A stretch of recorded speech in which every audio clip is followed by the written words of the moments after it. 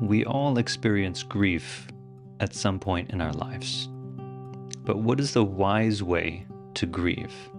What is the healthy way to move through the pain of loss? If you're interested, keep watching. Hi everyone, welcome back to the channel. My name is David Lisson. So in case you don't know me, I am a life coach, a mindfulness instructor, and a licensed mental health counselor in the state of New York. Some of the work that I do with people focuses on grieving and how to go through this process in a healthy manner. And the information that I'm about to present is based on my own experience, my experience working with other people, as well as some of the evidence-based information that's out there within the field of mental health. First, let's start by defining what is grief. One definition is that grief is the sadness we experience due to the perception of loss. It could be a loss of a person in our lives due to their death, or it could just be because we're not able to be in contact with a person who is still alive, such as the loss of a relationship, a friendship, or an intimate partner. Or it could be a loss of an object, something that's precious to us. Or it could be the loss of a capacity, a skill that we once had, but now we don't have. It could even be the loss of a function of our body and mind, such as losing our memory. Or we could perceive a loss of status, such as our reputation being damaged. Or we could experience a loss of time. Due to time passing, we may feel that we've lost a certain opportunity. And because of our perception of loss, we feel emotional pain. For this video, we'll focus on grieving the loss of a person. And it's important to mention, though, that grieving is normal. It's something that we as humans experience. Even animals seem to experience grief when they lose someone who's close to them. But there is a problem when we don't grieve wisely, when we're unaware of our thoughts and our feelings, which leads us to dealing with grief in an unhealthy manner. And that can lead to mental illness as well as physical illness.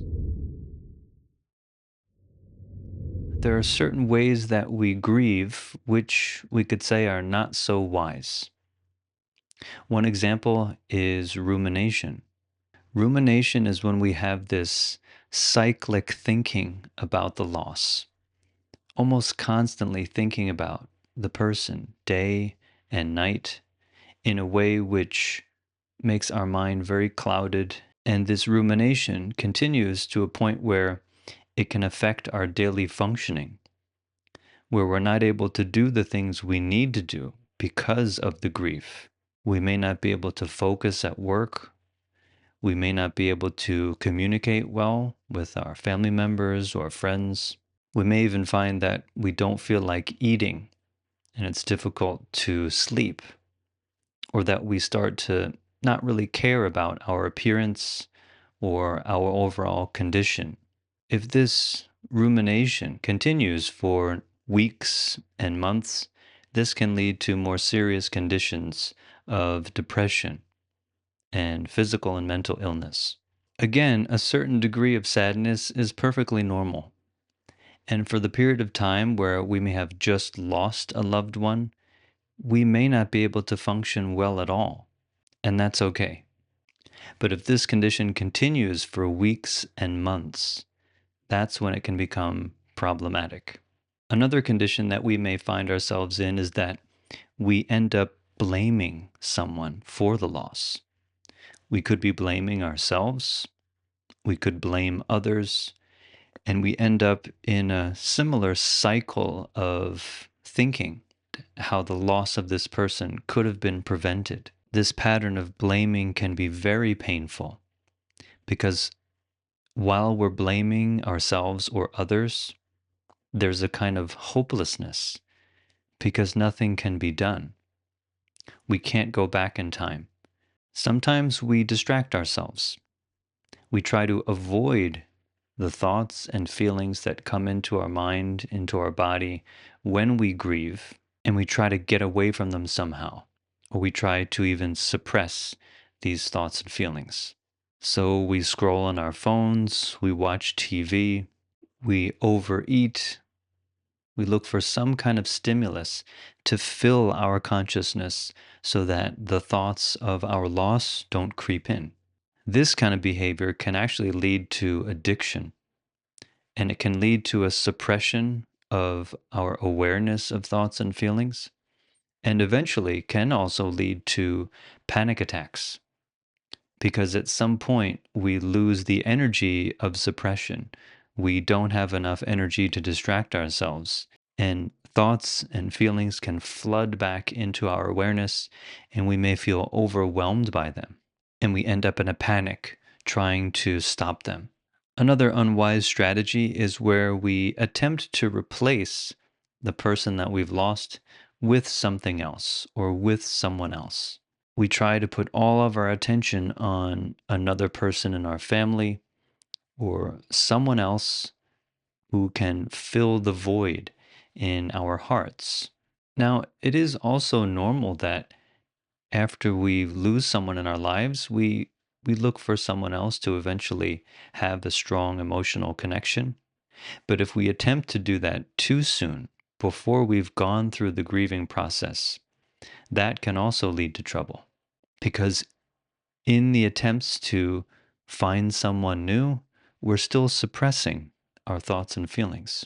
And at some point with this new relationship, those thoughts and feelings that have not been processed or have not been wisely dealt with, they can interfere with our ability to connect with this new person in our lives. Those are just a few examples of some ways that we grieve, or actually, we attempt to avoid grieving. And these strategies are, of course, unhealthy, unwise. First, we can define wisdom. Wisdom is the ability to skillfully deal with things so that it relieves us from unnecessary suffering and increases our sense of well being. Some wiser approaches to grieving are as follows.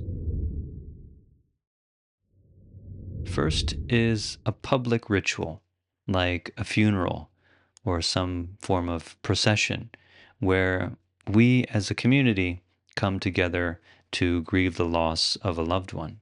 And this strategy may be no surprise to you. What you may not know is that people have funerals or ways to say goodbye to the deceased in very different ways. Different cultures have their own approaches. So if you find that the approach that's typically used in your own culture is not so suitable, you could consider an approach of another culture. So, for example, in one culture, people may gather around the deceased and cry very loudly to show that they're grieving. Other cultures celebrate the life of the person, and they even dance and have song. There's no ultimately right or wrong way to have a funeral, but you can educate yourself on the different ways to do it. Maybe you can find something that's more suitable for yourself, for your family, and for the deceased. Funerals allow us to grieve as a community and support each other, which is important. Some people feel uncomfortable going to funerals, especially ones where the deceased body is there in an open casket for everyone to see. If you feel uncomfortable with that, I invite you to still go, because a funeral is also an opportunity for us to be familiar with the process of life as a whole. And that life not only includes birth and celebrating life, but it includes death and understanding the transformation of life. So you may feel uncomfortable at first attending funerals, but if you go, you could learn to be more comfortable and be more at peace with it, and support the people you love. This way of grieving is useful, but you may find it's not good enough. especially when funerals and various processions are usually held soon after the person has passed away. And that's often when we're in a state of shock. So we may be numb. You could feel disconnected. And in that state of mind, it can be very difficult to even engage in the activities or the process of these funerals and processions. And that's where the second strategy comes in, which is where you can have a private ritual for the deceased. A private ritual is where you have some kind of activity where you can grieve in a way and with a form which is most suitable to you, where you feel that you can truly be connected to yourself and the deceased. So, for example, whether you're religious or not, you can create some kind of altar and have candles or lights, an image of the person. You could burn incense or burn some kind of fragrance that smells pleasant, that's calming. You could recite certain texts. You could recite a letter to the deceased. And depending on what you believe, whether you believe the deceased can hear and see and know what you're doing or not, you may find comfort in speaking to them, either out loud or quietly within your own mind. And you could say whatever is in your heart. You can express your gratitude towards that person. You can wish them well on the next part of their journey, or you could ask for forgiveness if you feel that you've done something that the deceased would not be happy about, or if you felt that you hurt that person in some way.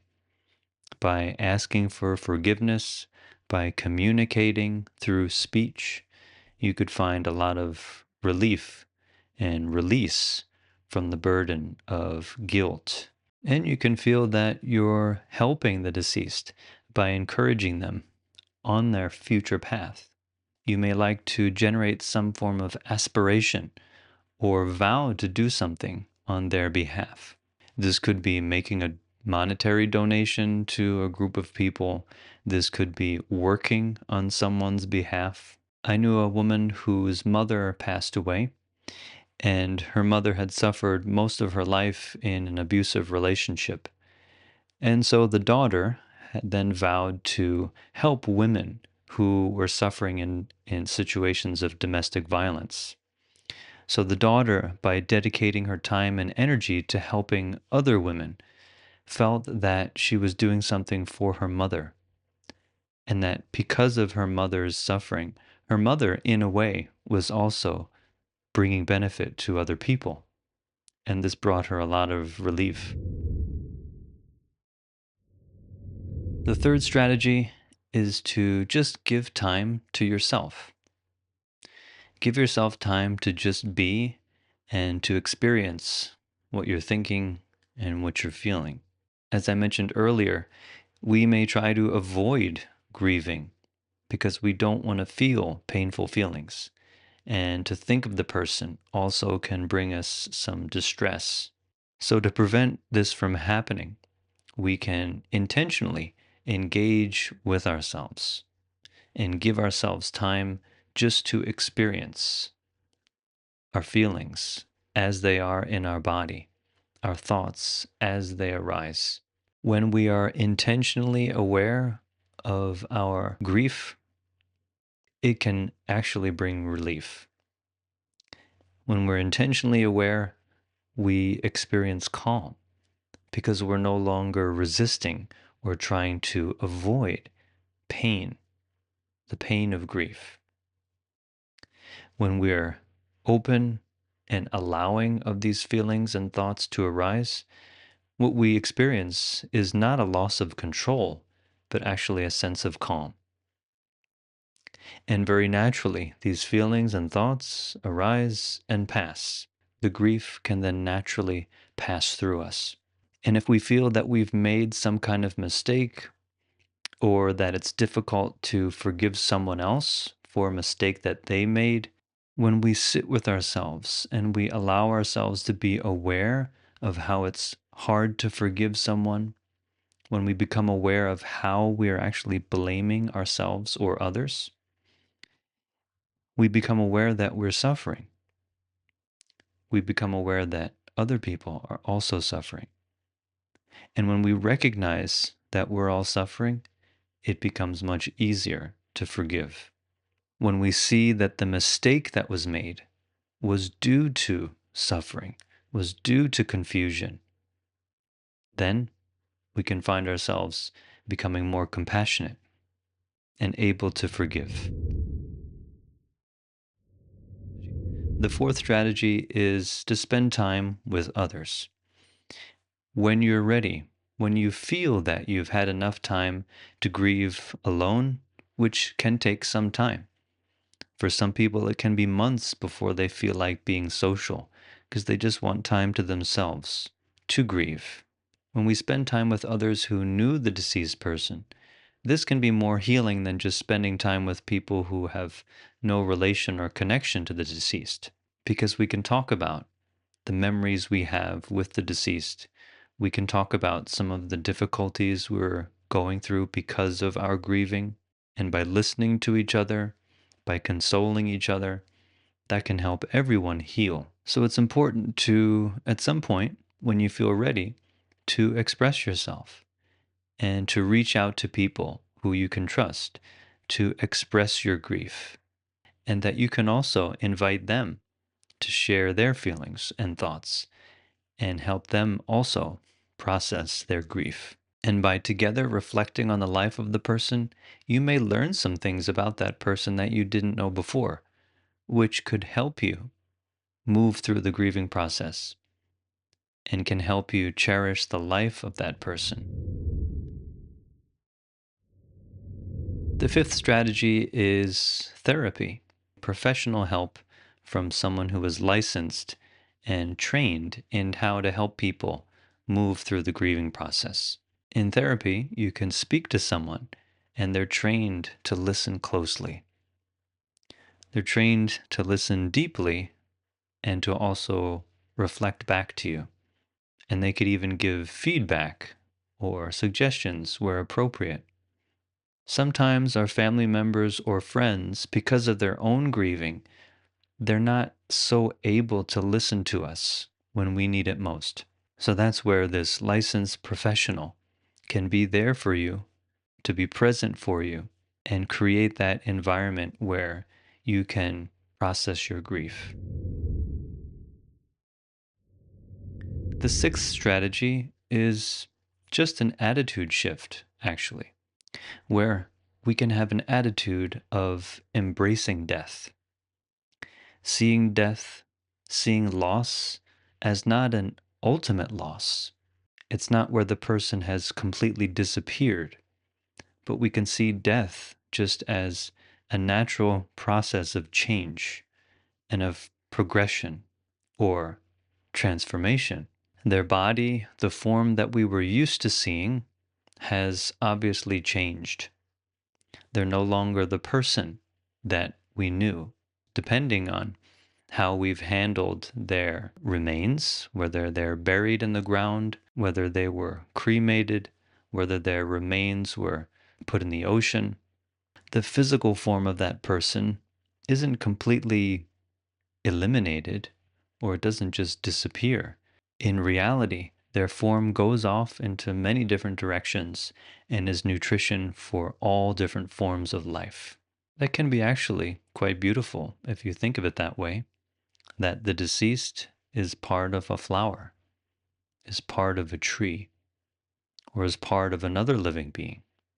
And that person's actions, the things they said, the things they did, have left an impact on us and have left an impact on many people in the world and could potentially impact people in the future. Whatever writings they left behind, whatever words they left behind, a powerful message that they presented by their behavior, that's definitely continuing to affect us, continuing to nourish us where we've learned from the things that they've done. And maybe one day in the future, many years from now, we'll share that same message that they told us and can completely change or at least influence their lives in a beneficial way.